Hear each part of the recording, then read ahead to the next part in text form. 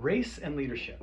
That's what we're discussing today in section 9.1 of the Sociology of Leadership. So first, let's talk about the social meaning of race and ethnicity. People often confuse race and ethnicity. Race is a socially constructed category of people who share biologically transmitted traits that members of society consider important. Ethnicity is a socially constructed shared cultural heritage. So race is constructed from biologically traits, and ethnicity is constructed from cultural traits.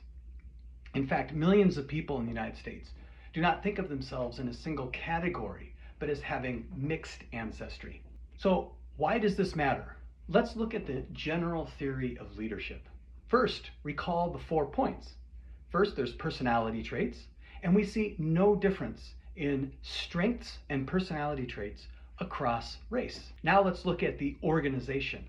Now these may be very different. The points that make an organization, environment, rules, procedures, and subculture.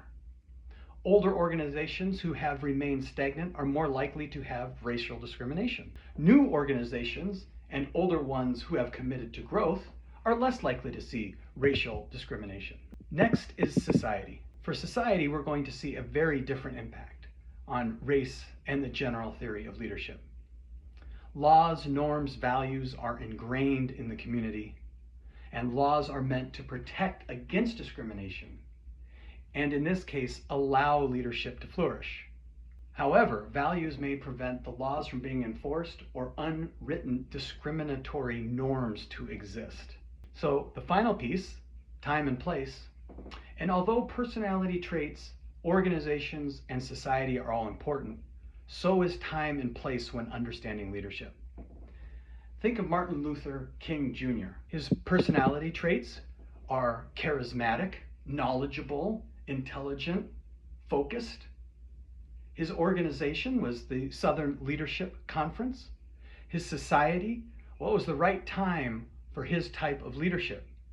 But history is what's really important, because had he existed in 1823, he would not have had the same access to leadership that he had in the mid-1950s. And in fact, his message may have fallen on deaf ears 100 years earlier.